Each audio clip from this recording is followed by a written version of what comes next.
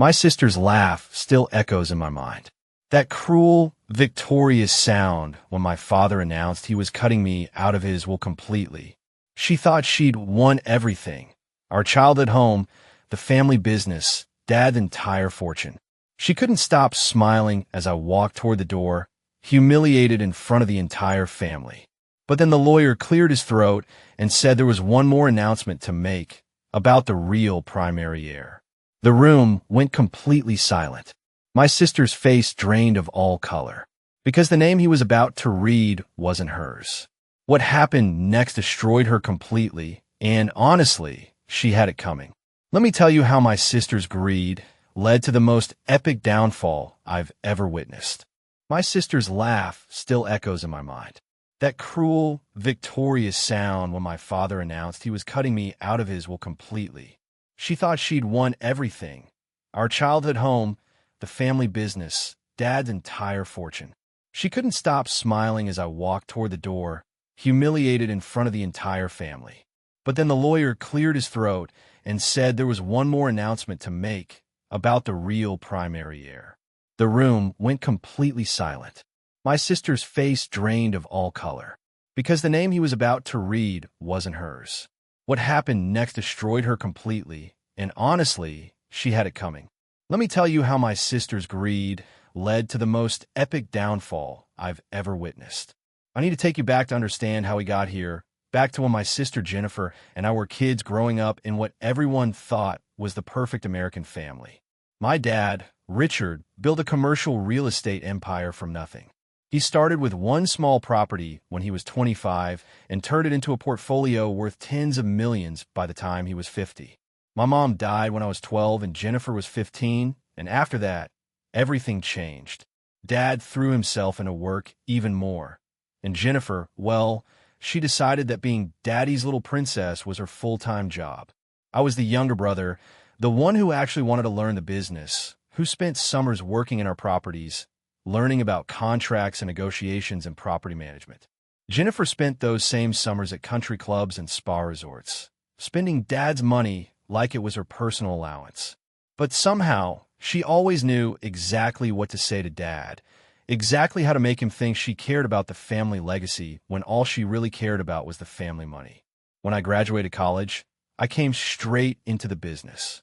I worked my way up from property manager to acquisition specialist to eventually becoming vice president of operations. I was there early every morning and late every night. I knew every property we owned, every tenant, every contract detail. I lived and breathed that company because I genuinely loved it. I loved what my dad had built, and I wanted to honor that, to grow it, to make him proud. Jennifer, on the other hand, got a token position as Director of Community Relations, which basically meant she showed up to charity galas and ribbon-cutting ceremonies, smiled for photos, and collected a six-figure salary for doing absolutely nothing of substance. But Dad never seemed to notice the difference in our contributions. Or maybe he did notice and just didn't care, because Jennifer had perfected the art of manipulation over the years. She knew exactly how to play the devoted daughter, how to show up at Sunday dinners with his favorite wine, how to laugh at his old stories like she was hearing them for the first time, how to make him feel like she was the one who truly understood him. Things got worse when I got married. My wife Sarah was incredible, smart, kind, hardworking, everything I could have ever wanted. But Jennifer hated her from day one. Sarah came from a middle-class background, worked as a teacher, and didn't care about designer labels or social status. She was real in a way that threatened Jennifer's carefully constructed facade. Jennifer started making little comments, suggesting to Dad that Sarah was only with me for the family money, that she was trying to get her hooks into the business, that she was changing me and pulling me away from the family. None of it was true, but Jennifer was relentless. She worked on Dad constantly, planting seeds of doubt, poisoning the well drop by drop. And I could see it working. Dad started acting different around Sarah, more distant, more skeptical. Family dinners became tense and uncomfortable. Jennifer would sit there with this satisfied little smirk, watching the division she was creating. Then about 3 years ago, Dad's health started declining. He had a heart condition that was getting progressively worse. He was only 68, but the doctors said the years of stress had taken their toll. He started talking more about legacy, about succession, about making sure the business would be in good hands. I assumed, naturally, that he was thinking about me. I've been running the operations side of things for nearly a decade. I knew that business inside and out. I'd grown revenue by 40% in 5 years. I negotiated deals that Dad himself said were brilliant. But Jennifer saw this as her moment. She ramped up her campaign to become the favorite child.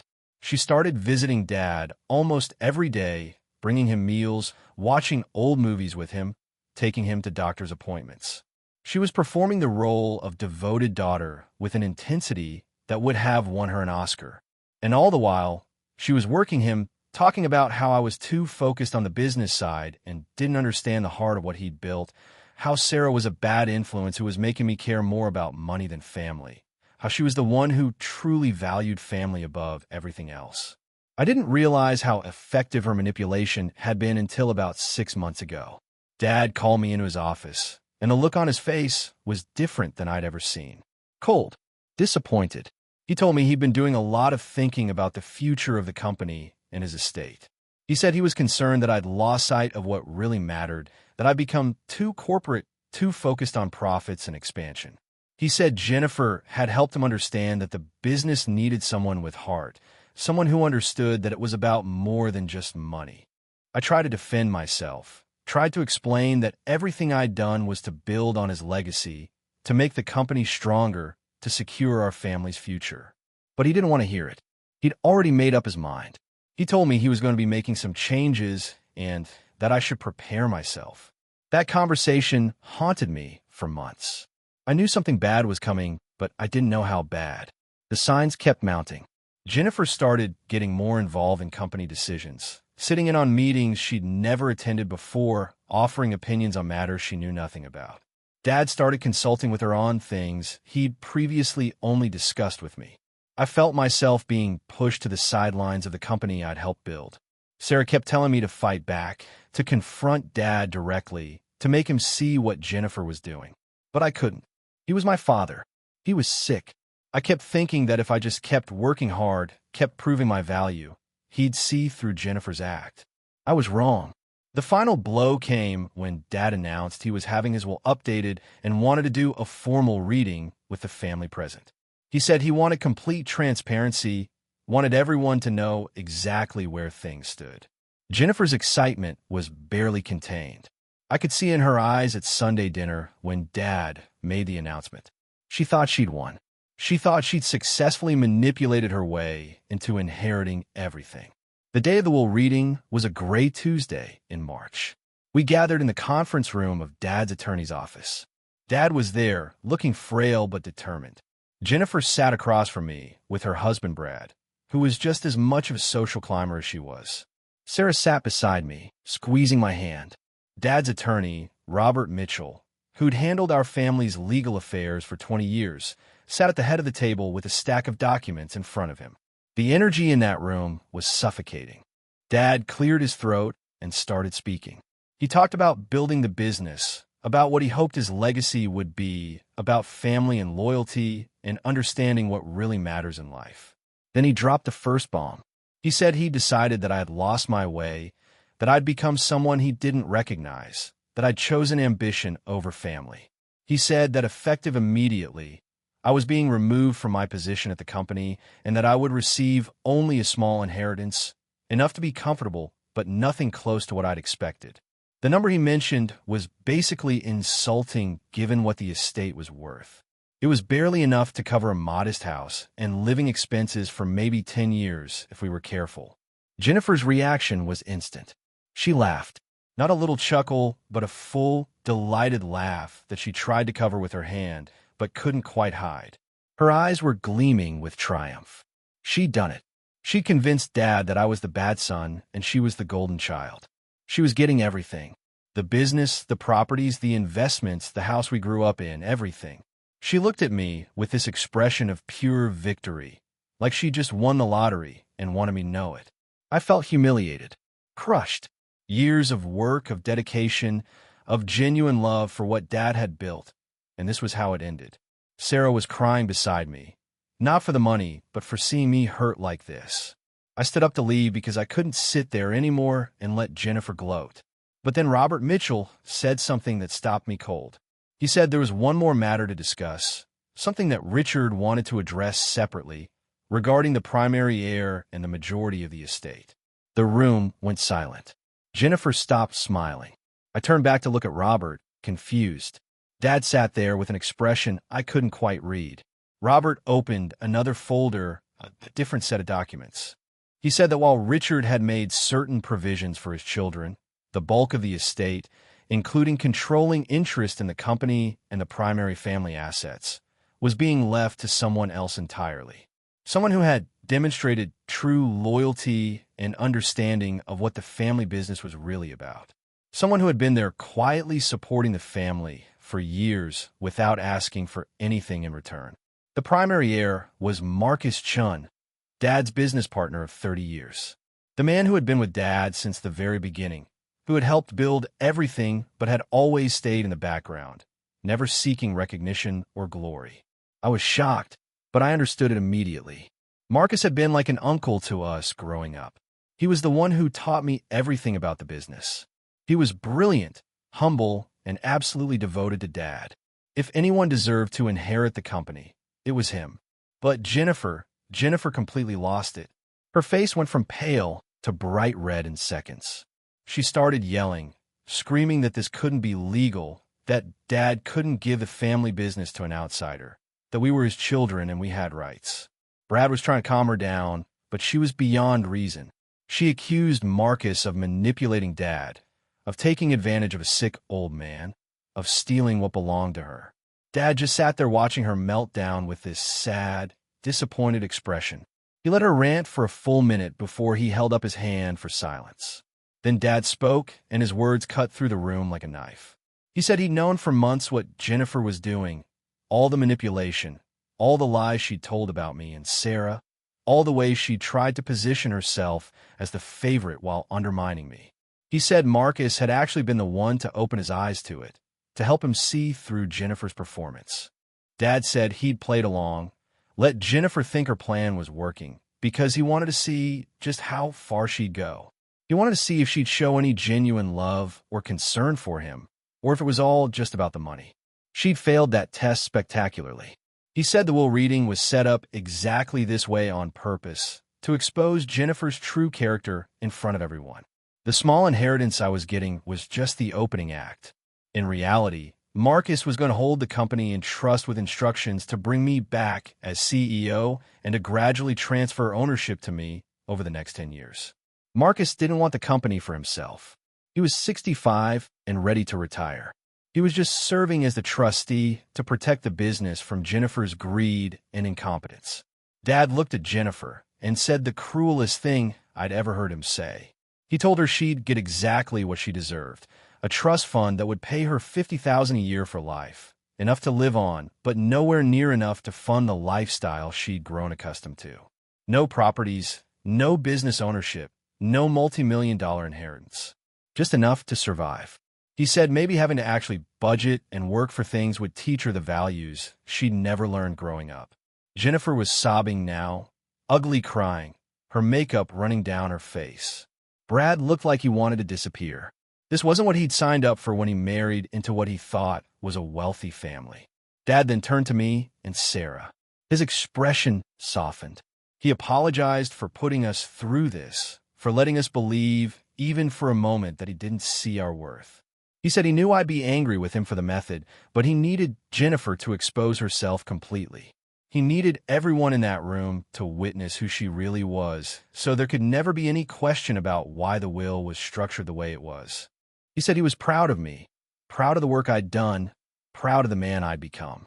He said Sarah was the best thing that ever happened to me, and he was grateful I'd found someone who loved me for who I was, not what I could provide. The aftermath was even more dramatic than the will reading itself. Jennifer tried to contest the will, of course. She hired 3 different law firms over the next year, each one eventually dropping her case when they realized how airtight Dad's estate planning was and how much documentation existed of her manipulation attempts. Dad had been recording their conversations for months, had emails, had testimony from employees she'd tried to turn against me. Her case was hopeless. Brad divorced her within 6 months. Turns out, when the money disappeared, so did his love. She had to sell her designer wardrobe, move out of the penthouse she'd been living in, and get an actual job for the first time in her life. She ended up working in retail management, making decent money, but nothing compared to what she'd thought would be hers. I heard through family friends that she was miserable, that she'd aged 10 years in 12 months, that she'd become bitter and angry in a way that pushed away anyone who might have offered friendship or support. Meanwhile, I stepped into the CEO role with Marcus as my mentor and chairman of the board. It was everything I'd ever wanted professionally. Marcus taught me things about leadership and vision that I never could have learned on my own. We grew the company another 30% in the first 2 years. We expanded into new markets, developed innovative property management systems, and became known as one of the most ethical and successful commercial real estate companies in the region. Dad got to see all of this before he passed away 2 years after the will reading. His heart finally gave out, but he went peacefully, knowing the business was in good hands and that justice had been served. At his funeral, Jennifer showed up but stayed in the back. She didn't come to the reception afterward. I felt sorry for her in that moment, sorry that she'd wasted so much of her life chasing money and status instead of building genuine relationships and finding real purpose. The truly beautiful twist came about a year after Dad died. Marcus decided he was ready to fully retire and wanted to transfer his shares to me ahead of schedule. But before doing so, he told me something I'd never known. He said that he wasn't just Dad's business partner. He was also my biological uncle, my mom's younger brother. My parents had kept it quiet because Marcus wanted to make it on his own merit without anyone thinking he got opportunities because of family connections. He'd changed his last name, kept his distance publicly, but he'd always been there watching over us, especially after Mom died. He said he'd promised my mom on her deathbed that he'd look after her children and make sure we grew up with the right values. He said he tried with Jennifer, but she was too far gone even as a teenager, too seduced by materialism and status. But he'd seen something different in me, something of my mother's kindness and work ethic. That's why he'd taught me the business, why he protected me from Jennifer's schemes, and why Dad ultimately trusted him to be the bridge that kept everything in the family. Learning that Marcus was family made everything even more meaningful. It meant the business really was staying in the family, just not in the way anyone expected. Today, 5 years after that will reading, I'm running a company worth over $100 million. Sarah and I have 2 kids who will grow up understanding the value of hard work and integrity. Marcus is retired, but comes by the office once a week for lunch, and we've developed a relationship that's deeper than I ever had with my dad in some ways. Jennifer is still working her retail job, still living in a modest apartment, still bitter about how things turned out. I've reached out a few times over the years, offering to help her get back on her feet if she'd be willing to acknowledge what she did and genuinely apologize. She's never taken me up on it. Her pride won't let her admit she was wrong. Part of me feels sad about that, sad that we'll never have a real sibling relationship, sad that she can't find peace. But mostly I feel grateful. Grateful that Dad saw through her manipulation eventually. Grateful that Marcus was there to guide both Dad and me. Grateful that Sarah stood by me through all of it. And grateful that I got the chance to build something meaningful rather than just inherit it. The lesson I learned from all of this is that character really does matter more than anything else. Jennifer had every advantage growing up. She was smart, charming, beautiful, and had access to incredible opportunities. But she chose manipulation over integrity, greed over generosity, and short-term gain over long-term relationships. And in the end, those choices cost her everything she thought she wanted. I worked hard, stayed true to my values, and treated people with respect, and even when it looked like I was losing everything, those choices ended up being what saved me. Life has a way of exposing who people really are. You can fake it for a while, you can manipulate and scheme and play games, but eventually the truth comes out. And when it does, you better hope you've built your life on something real, something solid, because if it's all just an act, it'll crumble when tested. That will reading was the test that exposed everything, and I'm so grateful it happened the way it did, even though it was painful in the moment. If you're dealing with family drama, inheritance disputes, or manipulative siblings, remember this story. Remember that the truth always comes out eventually. Keep doing the right thing, even when it seems like the wrong people are winning. Stay true to your values, even when it costs you something in the short term. Build real relationships based on genuine care and respect, not what people can do for you. And trust that people who build their lives on lies and manipulation will eventually face consequences for those choices. It might not happen on your timeline, but it will happen. Justice might be delayed, but it's rarely denied entirely. The universe has a way of balancing the scales. My sister laughed when she thought she'd won everything, but her laugh died in her throat when she realized she'd actually lost everything that mattered. And honestly, she did it to herself. Every choice she made, every lie she told, every person she manipulated, it all added up to the moment when her house of cards collapsed. I didn't have to do anything to make that happen. I just had to stay true to who I was and let her choices speak for themselves. So here's what I want you to take away from my story.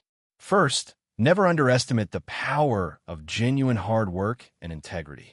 It might not give you instant gratification, but it builds something lasting that can't be taken away from you. Second, be careful about playing games with people's emotions and trust, because those games have a way of backfiring spectacularly. Third, pay attention to who shows up for you when things are hard, not just when things are easy, because those are your real family regardless of blood relation. Fourth, if someone is manipulating you, there's probably someone else who can see through it even if you can't, so stay open to perspectives from people who genuinely care about you. And fifth, the best revenge is not revenge at all, but simply living well and building something meaningful while the people who try to tear you down deal with the consequences of their own actions. I didn't need to destroy Jennifer. She destroyed herself. I just needed to keep being who I was until the truth became undeniable. Thank you so much for sticking with me through this entire story. I know it was long, but there was so much to unpack about family dynamics, inheritance, manipulation, and justice. If this story resonated with you, if you've dealt with similar family drama, or if you just appreciate a good tale of someone getting exactly what they deserve, I want to ask you for a few things. First, please hit that like button. It helps the algorithm share this story with more people who might need to hear it. Second, drop a comment below telling me your thoughts. Have you dealt with manipulative family members? Do you think my dad's approach was genius or cruel? I want to hear your perspective. Third, subscribe to this channel if you haven't already, because I share stories like this regularly, real stories about family drama, relationship issues, workplace conflicts, and life lessons learned the hard way. And finally, share this video with someone who needs to hear it. Maybe you have a friend going through inheritance drama, or maybe you know someone who needs to be reminded that integrity matters more than winning. Whatever the case, sharing this story might be exactly what someone needs today. Thank you again for watching, for listening, and for being part of this community. Until next time, remember that the truth always comes out, character always matters, and karma is absolutely real. Take care of yourselves and each other.